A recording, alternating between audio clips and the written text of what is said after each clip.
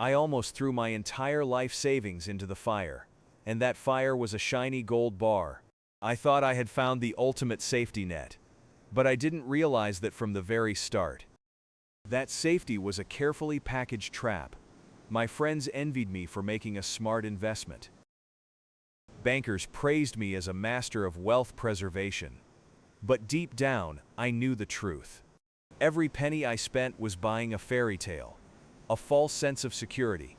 Gold has never been the key to wealth. It's just a shiny trap, and I nearly fell for it. Take a gold bar as an example. If it were real, about 2.2 pounds, it would be worth around $100,000 today.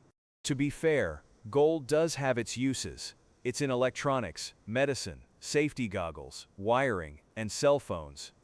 But outside the romantic story, we should treat it rationally, just like any other asset. Investments generally fall into a few categories. Assets that generate cash flow, like businesses, real estate, farmland, stocks, and bonds. And assets like gold, which don't produce money. They just sit there and shine. Let's get real nowadays. About half of all gold usage goes into jewelry, not hospitals, not the power grid.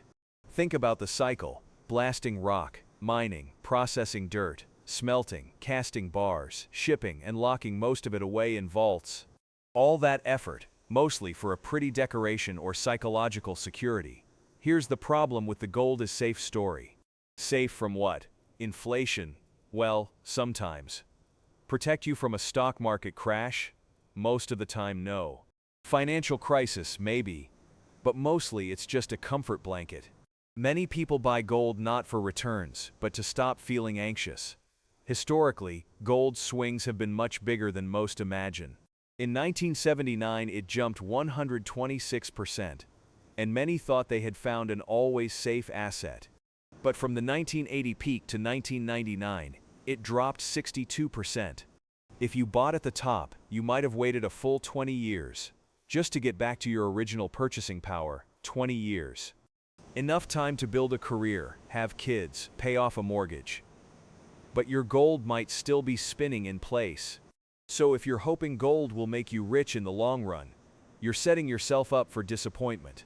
It doesn't pay interest, rent, or dividends.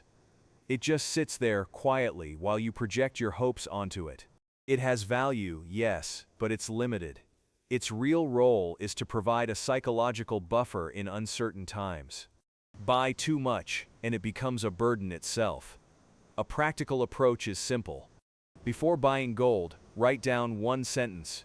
Why am I buying this?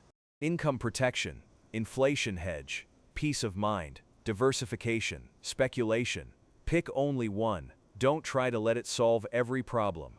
Only by being clear about the purpose can you judge whether it really belongs in your portfolio.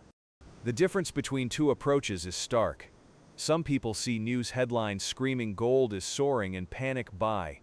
No rules, no exit plan, only stress and impulse. Others sit at their kitchen table with a notebook, bills, and budget, deciding the level of volatility they can tolerate and planning ahead. The former buys temporary relief. The latter buys long-term resilience.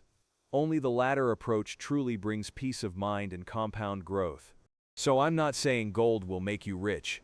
That is just the old story. In your portfolio, it can play a role, but it's just a limited tool, sometimes useful, sometimes disappointing. It cannot carry your entire financial future. If you treat it as a lifeline, your portfolio is already dangerously close to the edge. The real question isn't, is it a good time to buy gold?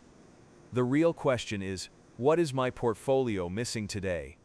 Growth, protection, liquidity, or do I just need a story to make uncertainty bearable?